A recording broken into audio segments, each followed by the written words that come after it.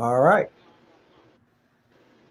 Good afternoon, everybody. Welcome to another edition of Labor Live at 5. Lots of things going on in the world today. We'll start with a little bit of good news, which is that the Supreme Court today ruled that workers have a right not to be discriminated against at work because of their sexual orientation or sexual identity.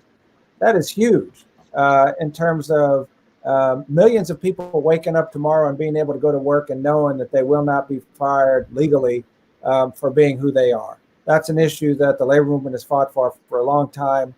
And we couldn't start this event without noting the fundamental sea change that decision represents in our country. And we're really proud and excited for all workers that some measure of freedom has been gained. And we really honor that and are really proud that that's happened. And it's nice that it happened during Pride Month. But there's a lot of other stuff going on today, too. And in this world, obviously, we're still dealing with the coronavirus. We're still dealing with mass uprising of people who are finally saying enough is enough when it comes to racial discrimination and police brutality. And we have an event coming up this Wednesday around the state, actually around this country, that we call a Caravan for Racial and Economic Justice. All over the state, workers will be gathering in designated locations to safely let it be known that we need some action from our government.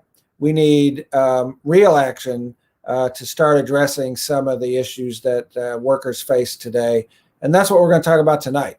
And we have a most esteemed guest with us, Tavita Uhatafe from the Transport Workers Local 513, beautiful downtown Fort Worth, Texas.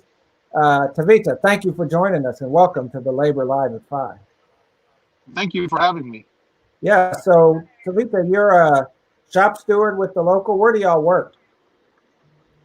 We work here at Dallas-Fort Worth Airport here between Irving, Euless, right in the heart of the Metroplex. And what do you do out there? What's your job? My job here is I'm a fleet service clerk for American Airlines. Okay. And you're also a delegate to the Central Labor Council up there, and proud to say that you're a graduate of Ruth Ellinger Labor Leaders School, member of y'all, member of Paula, and all around troublemaker as far as I can tell. Do you wear that? Yeah. Wear that proudly? Oh yeah, I wake up every day knowing that I'm going to get in some good trouble, just like you, Rick.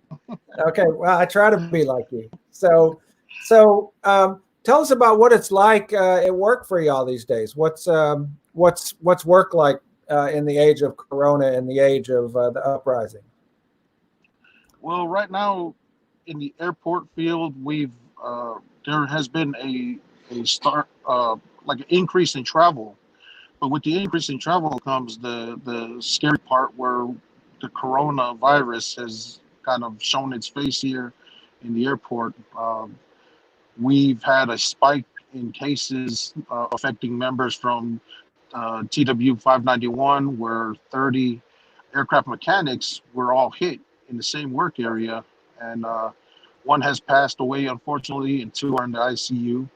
And a couple other work areas are also have tested positive. I have members who tested positive, so it's very scary here at the airport right now. Wow.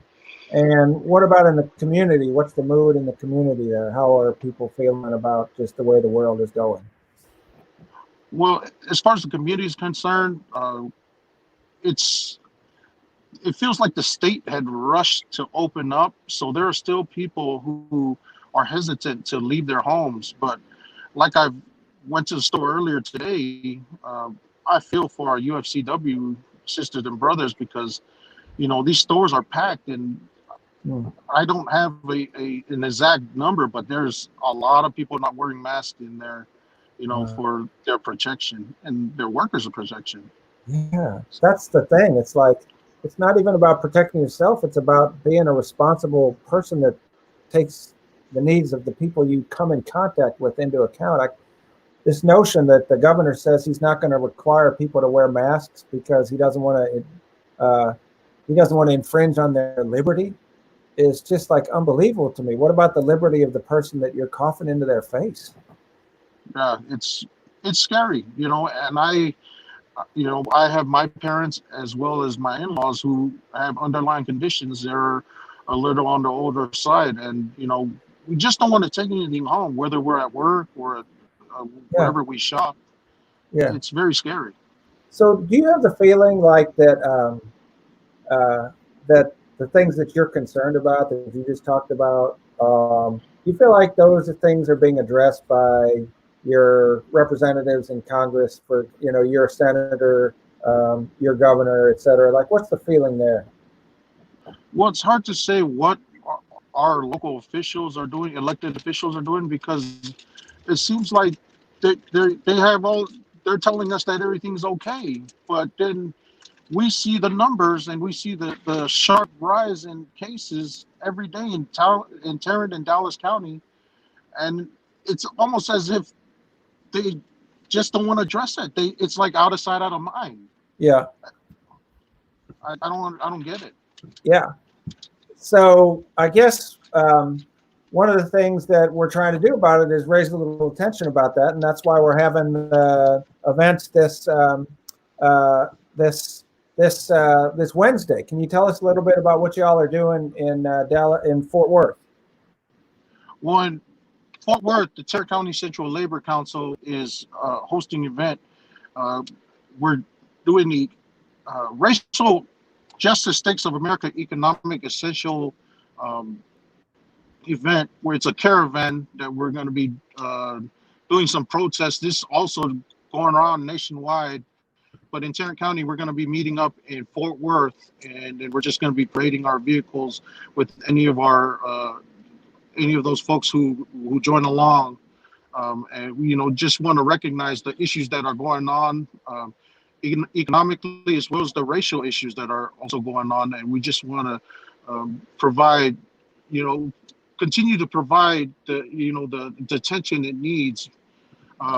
And we're also having the same thing go on in Dallas County as well with the Dallas AFL-CIO CLC. So there's a lot of action going on.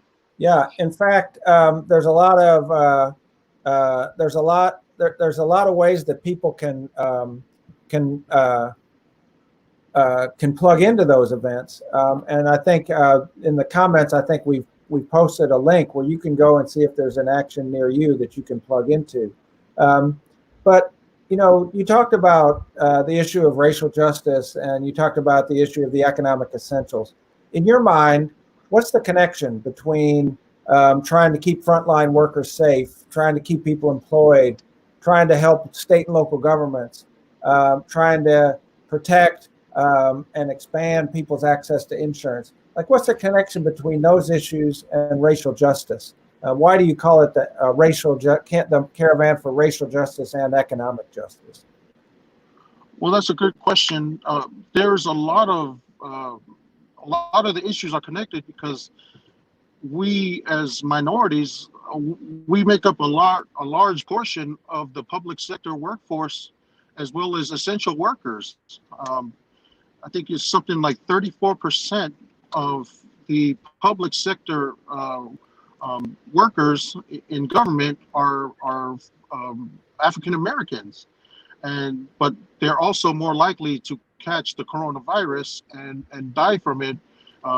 You know, and it's something that's it connects, and we just want to make sure that people know that the issues that we have with healthcare and the lack of healthcare is the reason why a lot of working families are suffering right now. We don't have the access available like other states do here in Texas. The system is set up to make sure that we get the least amount of resources we can if we do need those resources. They make us jump through hoops to get the unemployment, for those families who are displaced because they cannot afford to make ends meet and pay rent. It's just very hard in this state to get by, and this coronavirus has made it very hard for not only African Americans but minorities in general who work and are trying to make it. Yeah, so it's like the HEROES Act, which is the bill that has passed the House and is now tied up in the Senate.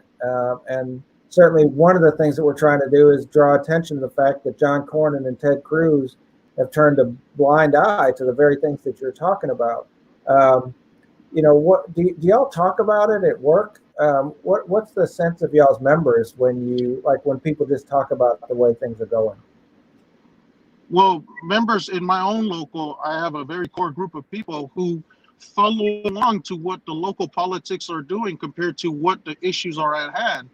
And I know for a fact, personally, that John Cornyn and Ted Cruz, they're not there. It's just like they're missing in action. They're doing nothing, and they're pretending like nothing's happening.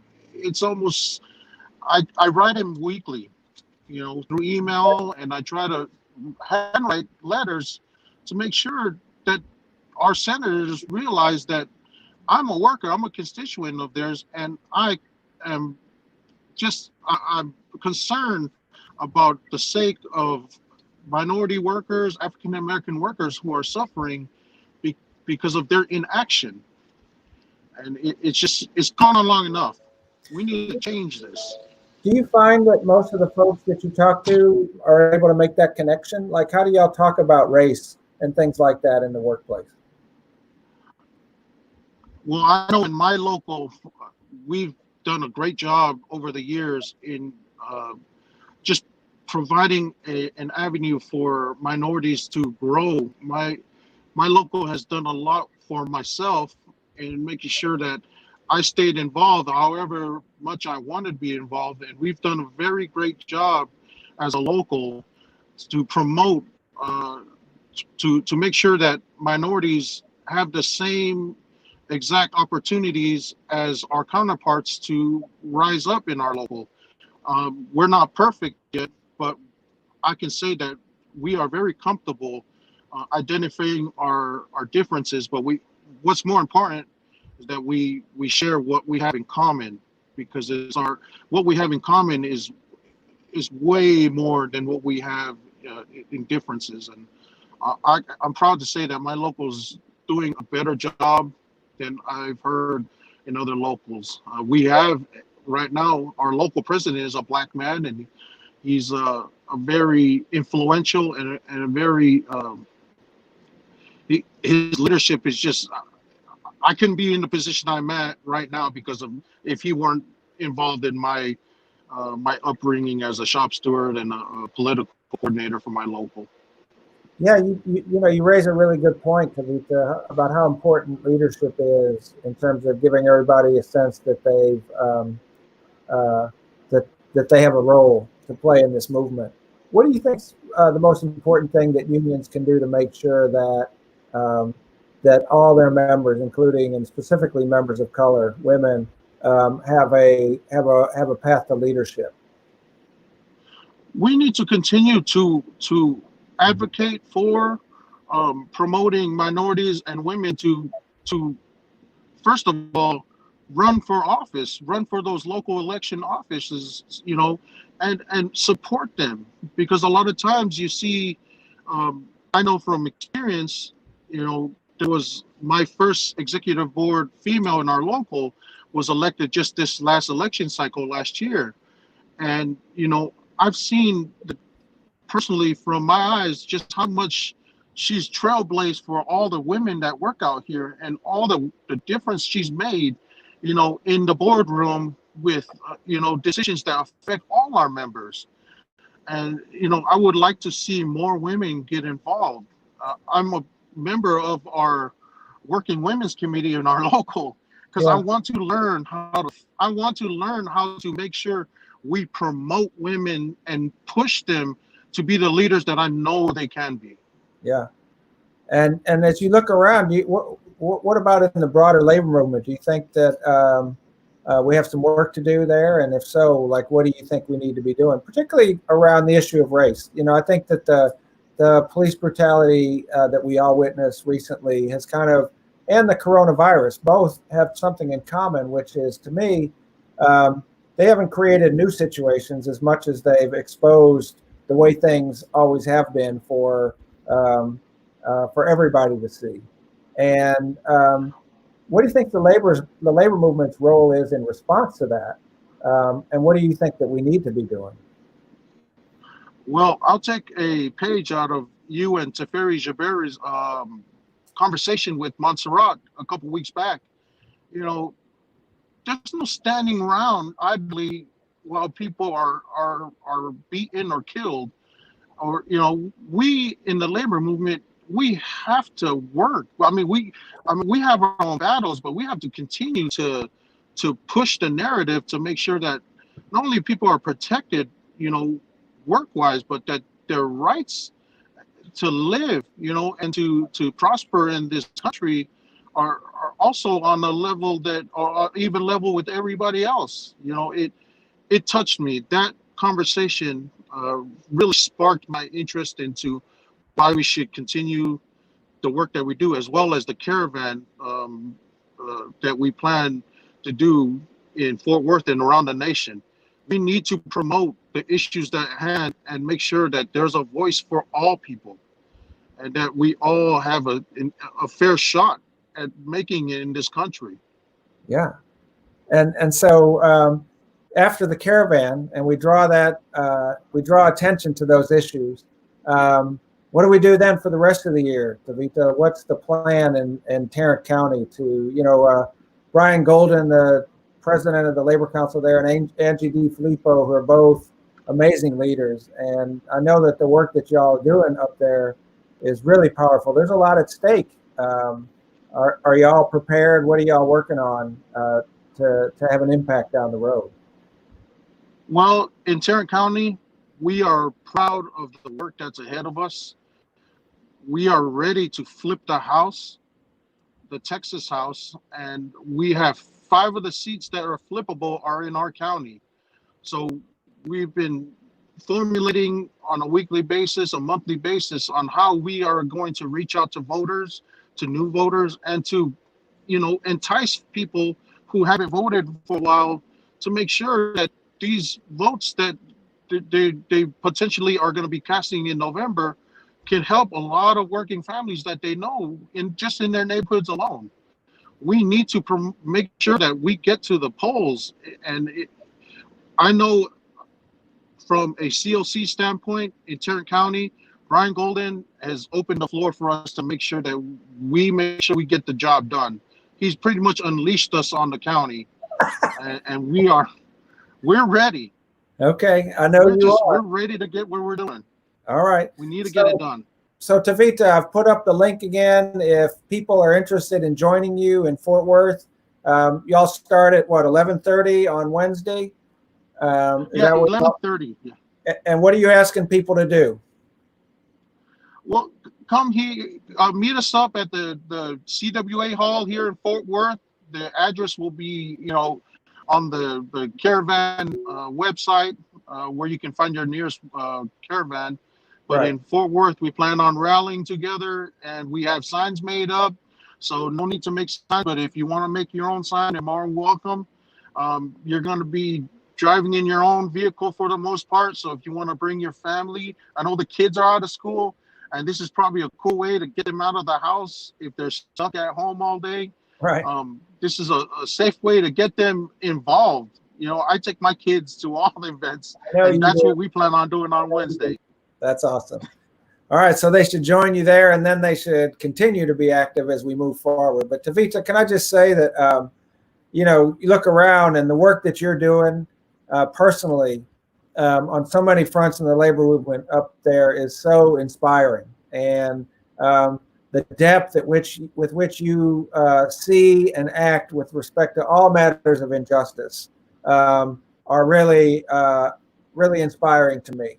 And I just want to thank you for your work. I want to thank you for your vision, and I want to thank you for joining us today to lift up the banner of the fact that this is a great event to be able to really get out and be in a safe way, but to really highlight the fact that we need to get this HEROES Act passed. We need to get people back in safe spaces, and we need to get people ultimately back to work. So you have the last word, my brother. What do you want to share with us as we leave out from here? Well, I personally want to thank you, Rick, for your leadership, as well as Montserrat and Jeff Rodkoff. You know, you guys are just you've been so supportive on my journey as a labor advocate. My local, my president Greg Cozy, my second VP Brian Parker, my executive board member Shay Christakis, they've been so instrumental in pushing me and encouraging me to continue to fight. It's not just about my local anymore. It's about the labor movement. And I don't see myself anywhere else but fighting right alongside you folks. That's where I belong. That's it. Well, we all want to be like you when we grow up. So keep giving us something to shoot for.